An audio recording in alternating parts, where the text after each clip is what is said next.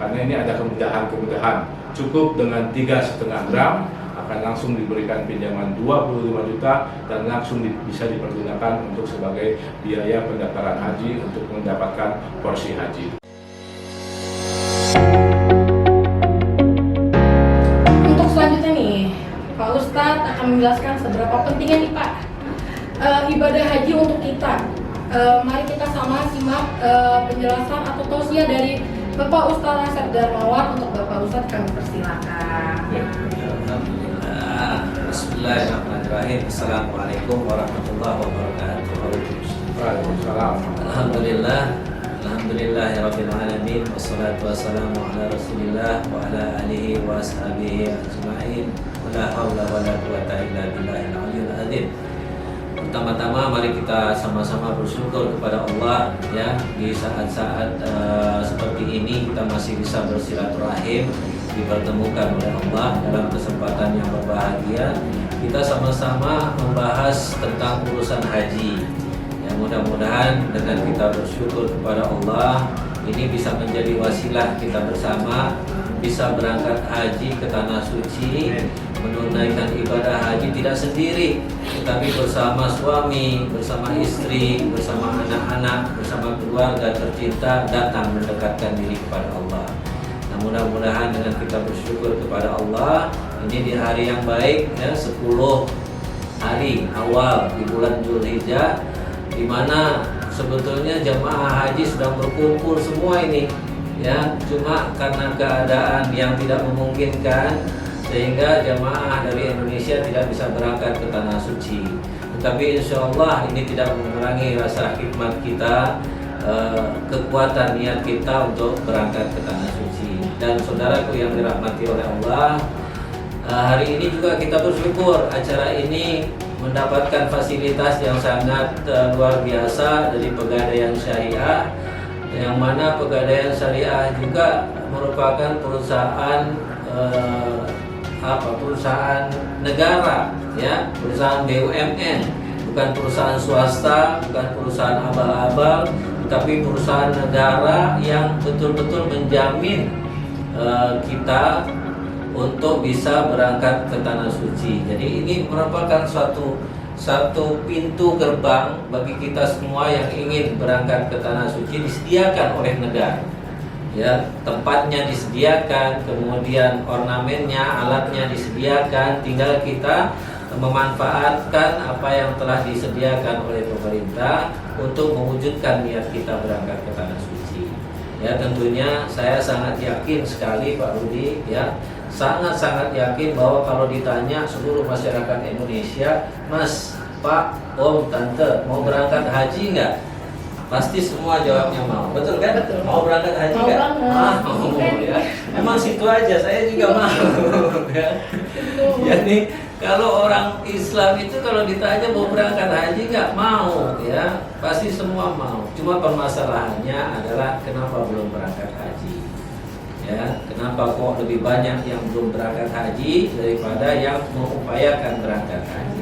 Nah, ini harus kita pahami bersama bahwa berangkat haji itu adalah suatu kewajiban ya. Jadi semua juga saya yakin Pak Rudi bahwa semua yang hadir hari ini juga yang dirahmati oleh Allah, yang disayangi oleh Allah, semua paham bahwa menunaikan ibadah haji adalah kewajiban kita terhadap Allah.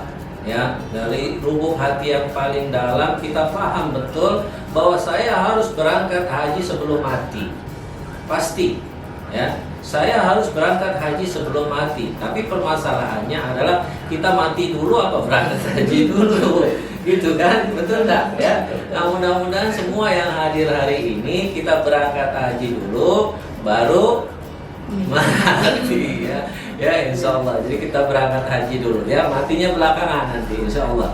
Kita harus paham dulu bahwa haji itu wajib, nggak bisa diganggu gugat. Bahwa haji itu wajib untuk kita tunaikan ya.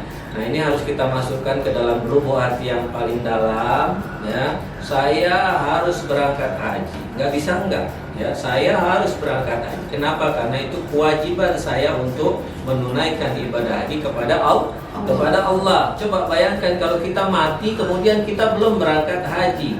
Bapak Ibu, mari kita bayangkan kita mati tapi kita belum pernah datang ke rumahnya Allah.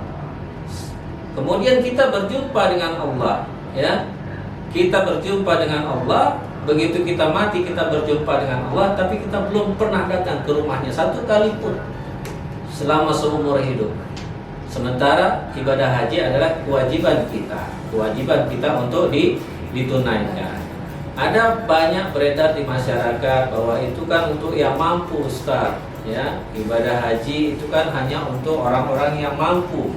Sebetulnya tidak juga, ya. Memang disampaikan oleh Allah bahwa ibadah haji bagi orang yang sanggup menunaikan ibadah haji, ya. Nah, ini kata-kata sanggup, kata-kata mampu itu memang hanya bagi orang yang memiliki rasa, ya. Jadi memiliki rasa kesanggupan, memiliki rasa kemampuan. Tidak bisa diukur dengan harta, pangkat, dan jabatan. Kenapa demikian? Karena selama ini juga kita lihat orang yang berangkat haji itu bukan orang-orang kaya saja, betul enggak? Ya, banyak tukang becak berangkat haji, tukang koran berangkat haji, ya, tukang pulung berangkat haji, hampir tukang bubur berangkat haji, ya, tukang bubur naik haji. Nah, sebetulnya itu dipertontonkan kepada kita, ya. Jadi Allah mempertontonkan kepada kita, ya, semua bahwa yang berangkat haji itu memang yang sanggup saja, dalam artian yang punya rasa kesanggupan, ya, sehingga rasa itu ada. Saya sanggup untuk berangkat haji, terlepas masalah harta, pangkat, dan jabatan. Karena ada juga orang yang uangnya banyak, ya, berlimpah, tapi dia tidak punya rasa kesanggupan sehingga dia tidak berangkat haji. Atau orang yang pangkatnya tinggi tapi tidak punya rasa kesanggupan sehingga sampai mati dia tidak berangkat haji. Ya, oleh karena itu mari kita pahami bersama. Pertama adalah haji ini wajib kita tunaikan. Camkan baik-baik dalam diri kita. Ingat pasangan kita, ingat suami kita, ingat istri kita, tengok anak-anak kita, tengok kedua orang tua kita, mertua kita, apakah mereka sudah berhaji atau tidak. Upayakan mereka untuk berangkat haji. Kemudian tumbuhkan rasa bahwa saya sanggup untuk berangkat haji. Insya Allah begitu rasa itu tumbuh, kekurangannya Allah yang akan menutupi. Yakin, begitu rasa itu tumbuh, kekurangannya Allah yang akan menutupi. Insya Allah. Dan kepentingan haji ini bukan untuk Allah. Kepentingan haji ini untuk kita, untuk anak kita, untuk istri kita, untuk kedua orang tua kita. Kapan kepentingan ini akan kita peroleh? Nanti. Ya, kalau bisa orang-orang yang masih muda ini berangkatnya sekarang sehingga bisa dirasakan manfaat dunia, manfaat akhirat dari selesainya rukun Islam kita yang kelima ini. Ya, bismillah. Mudah-mudahan kita semua mulai hari ini tumbuh. Ya, ini 10 hari awal di bulan Zulhijjah, ya. Biasanya kita menyaksikan orang berangkat haji baru ya. Tapi sekarang rasanya sepi sekali. Tapi insya Allah, ya, Allah sampaikan 10 hari ini adalah 10 hari yang terbaik. Bismillah, ya, 10 hari yang terbaik ini kita manfaatkan untuk kita meningkatkan rasa berangkat haji itu, dan rasa itu kita wujudkan dalam gerakan-gerakan setiap hari sehingga langkah kita terus mendekatkan diri kepada Allah, ya, insya Allah. Nah, kalau orang berangkat haji, apa yang dijanjikan oleh Allah, ya, pada saat beliau menunaikan ibadah haji atau pada saat daftar haji itu janji Allah begitu besar bagi mereka yang sudah menunaikan ibadah haji, ya. Al-hujjaj wal umar waqdullah, kata Allah. Orang yang berangkat haji dan menunaikan ibadah umrah itu adalah tamu-tamuku, kata Allah. Masya Allah. Bapak Ibu, orang yang berangkat haji, berangkat umrah adalah tamu-tamuku, kata Allah.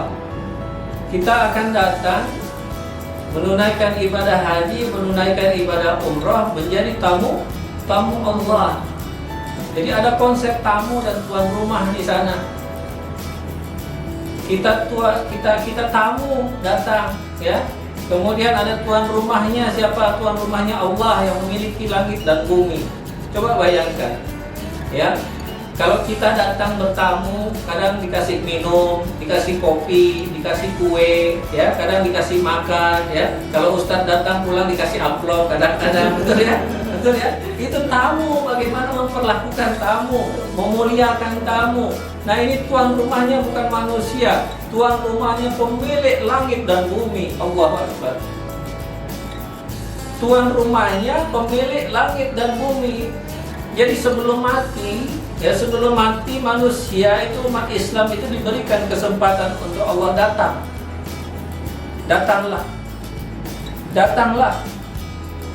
Makanya kalau orang berangkat haji itu kan labbaik Allahumma labbaik, labbaik la syarika laka labbaik, innal hamda wan ni'mata laka wal mulk la syarika lak. Hamba datang ya Allah. Hamba datang ya Allah. Hamba datang ya Allah, memenuhi panggilanmu. Hamba datang. Hamba datang ya Allah. Datanglah. Datanglah kata Allah. Al-Hujjaj wal Umar waqtullah. Datanglah. Yang datang berhaji dan berumrah, kalian tamu-tamuku kata Allah. Datanglah. Tentunya kalau yang datang tidak dapat kopi, tidak dapat minum, tidak dapat kue, tetapi dapat yang lebih besar daripada itu. Dapat kemuliaan yang lebih besar daripada itu. Jadi datanglah. Sebelum kita mati datanglah. Datanglah. Ya, Bapak Ibu, insyaallah dunia dan akhirat kita akan dijaga oleh Allah. Dunia dan akhirat kita akan dijaga oleh Allah. Begitu besar janji Allah bagi mereka yang datang. Coba bayangkan. Kalau datang, siapa yang berdoa akan dikabulkan oleh Allah. Itu bukan janji saya, tetapi janji Allah. Siapa yang datang, doanya akan dikabul. Kita tinggal minta, ya Allah, saya mau kaya, jadi kaya. Ya Allah, saya mau keluarga sakinah, mawadah, warahmah, jadi. Ya Allah, saya mau selamat dunia dan akhirat, jadi. Bapak Ibu, kita bicara bukan kepada manusia, pada pemilik langit dan bumi. Ud'uni astajib lakum, minta jadi. Coba, tapi mintanya bukan di Bekasi. Mintanya di rumahnya, datang ke rumahnya, menjadi tamunya, ya, tamu yang baik, tamu yang dimuliakan. Kemudian minta, ya Allah, jadikan anak-anak kami menjadi anak-anak yang soleh dan soleha. Jadi, kalau saya bilang insya Allah jadi, tapi janji Allah minta jadi. Coba kurang apa lagi? Tinggal rasa itu tumbuh. Saya harus datang. Saya harus datang memenuhi panggilan Allah untuk berhaji. Tinggal minta jadi, ya. Begitu besar janji Allah. Belum lagi harta kita akan bertambah. Bapak Ibu pulang dari haji jadi orang kaya raya. Mau jadi orang kaya? Semua pasti mau jadi orang kaya, ya. Betul enggak? Datang, ya. Orang kaya itu beda sama orang miskin. Orang kaya itu tutur katanya beda. Orang kaya itu cara berpikirnya beda. Orang kaya itu sedekahnya beda. Orang kaya itu sholatnya beda, ya. Orang kaya itu cara berjalannya beda. Jadi Bapak Ibu akan terlihat beda. Pulang dari tanah suci, pulang haji itu akan terlihat beda. Oh, ini orang kaya, Masya Allah. Siap berangkat haji, ya, ya. Kita sama-sama mohon kepada Allah, semoga yang hari ini hadir tidak lewat satu orang pun. Semua yang hadir hari ini mudah-mudahan lewat pegadaian syariah, kemudian kita berangkat ke Tanah Suci, berangkat ke Mekah, berangkat ke Madinah, kita sama-sama wukuf di Arafah, pulang bawa titel haji yang mabrur, ya, karena haji yang mabrur saja yang janjinya Allah masuk surga. Tidak lain, kata Allah, tidak lain kecuali masuk surga. Siapa? Haji yang mabrur, ya, yang datang menjadi tamu yang baik, insya Allah, ya, insya Allah. Nah, saudaraku yang dirahmati Allah, semua yang saya sampaikan tadi itu adalah impian semua umat Islam di seluruh dunia. Bukan hanya impian saya, bukan, tetapi impian kita semua. Oleh karena itu hari ini kita berkumpul, bukan berkumpul, tetapi hari ini kita dikumpulkan oleh Allah. Sudah dipastikan siapa yang nonton, siapa yang mendengarkan, siapa yang daftar, siapa yang berangkat, sudah dikumpulkan sama Allah hari ini. Nah, itu impian kita semua yang berkumpul hari ini. Bapak Ibu, saudaraku yang dirahmati Allah, pasti menginginkan keluarga yang sakinah, mawaddah, warahmah. Saya juga. Pasti kita ingin punya anak-anak yang soleh dan soleha. Saya juga. Pasti kita ingin berangkat ke Tanah Suci, menunaikan ibadah umrah, menunaikan ibadah haji, hidup bahagia, mati masuk surga. Bukan hanya Anda, tapi saya juga. Impian semua umat Islam di seluruh dunia disediakan oleh Allah. Selesaikanlah rukun Islam yang kelima. Atas nama Allah, untuk Allah, selesaikanlah urusan rukun Islam kita yang kelima. Kekurangannya akan diselesaikan oleh Allah. Yang penting rasa itu tumbuh, bahwa saya harus berangkat haji sebelum mati. Jangan sampai mati duluan, ya. Nah, kenapa sebetulnya kok ada orang yang sudah berangkat haji, ada juga orang yang belum berangkat haji? Mari kita sama-sama introspeksi diri hari ini agar kita betul-betul bisa menunaikan ibadah haji. Ada dua hal yang harus kita pisahkan. Yang pertama, orang belum berangkat haji karena memang dia bermasalah. Ada masalah dalam kehidupannya. Ada masalah pekerjaan, ada masalah keuangan, pokoknya kehidupannya ada masalah.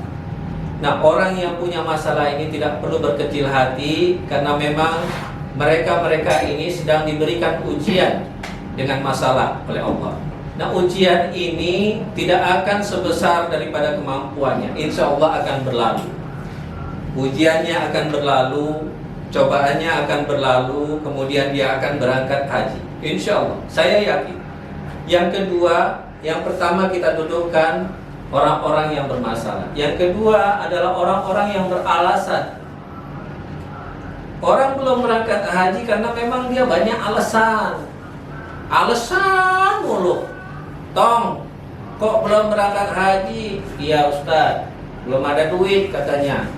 Ya, kalau belum ada duit, masalah apa alasan? Bisa masalah, bisa alasan, ya. Dilihat dulu. Kalau rumahnya mau roboh, berarti memang betul-betul dia nggak ada duit. Tapi coba ingat, zaman sekarang ini, Tong, kapan berangkat haji? Belum ada duit Ustaz. Lihat rumahnya ada, mobilnya ada, motornya ada, sepedanya ada, masih bilang nggak punya duit. Ini masalah apa alasan? Ini orang-orang yang beralasan. Dan orang-orang yang beralasan inilah yang tidak akan pernah sampai Mekah. Kenapa? Karena dia akan terus cari-cari alasan, terus cari alasan, terus cari alasan. Sampai kapan? Sampai mulutnya tersumpal tanah. Inna lillahi wa inna ilaihi raji'un. Jadi mari kita dudukkan perkaranya. Kita semua ingin berangkat haji. Apakah Anda termasuk orang yang bermasalah atau Anda termasuk orang yang beralasan? Mudah-mudahan kita yang hadir di sini tidak punya masalah, tidak punya alasan, sehingga betul-betul kita berkumpul sama-sama di rumahnya Allah kelak nanti. Ya, insya Allah. Ya. Nah, saudaraku yang dirahmati Allah, sebagai penutup, saya yakin seyakin-yakinnya bahwa kita semua punya niat untuk berangkat haji. Tetapi niat saja tidak cukup. Karena kalau kita tanya, semua orang pasti ingin berangkat haji. Mari kita sama-sama bedakan diri kita dengan orang lain.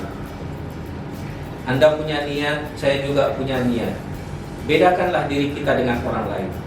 Tadi sudah disampaikan oleh Pak Rudi bahwa orang yang mendaftarkan haji itu belum tentu juga berangkat, ya. Apalagi yang tidak daftar, ya. Tetapi yang pasti orang yang sudah mendaftarkan haji, kalaupun dia tidak berangkat, pahala hajinya insya Allah sudah diterima oleh Allah. Nah, karena semua sudah punya niat, mari hari ini kita putuskan, kita wujudkan niat kita untuk berangkat ke Tanah Suci dengan menggoreskan sedikit saja pena kita di dalam formulir pendaftaran. Terlepas kita punya uang atau tidak, goreskan saja sedikit nama Asep Darmawan. Bismillah ya Allah, mudah-mudahan formulir ini menjadi langkah awal untuk berangkat ke Tanah Suci.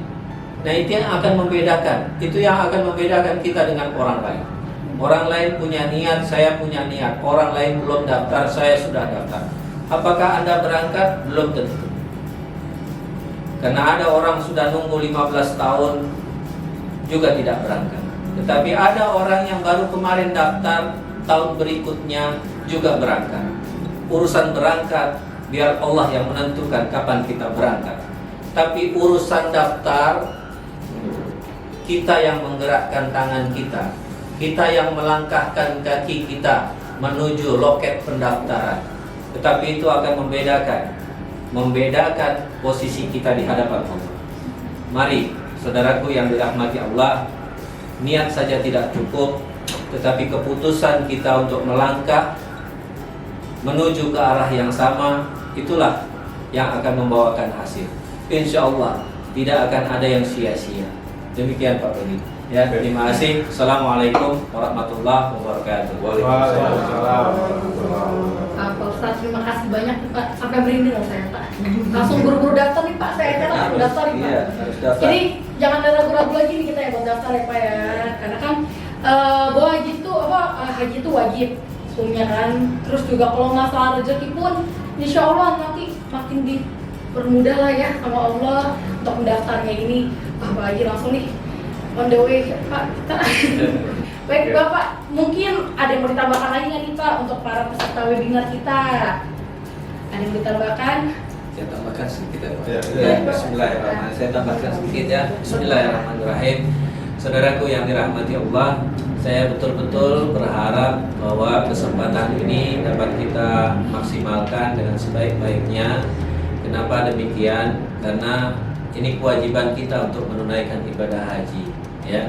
Di atas kewajiban itu, ya, mari kita sama-sama kita tunaikan ibadah haji dan niat yang sudah kita miliki bersama, mari kita wujudkan. Alhamdulillah, kita bersyukur kepada Allah, ada perusahaan pemerintah BUMN yang besar, Pegadaian Syariah, memiliki program yang akadnya gadai, ya. Sudah fatwa dari Dewan Syariah mengenai halal atau haramnya.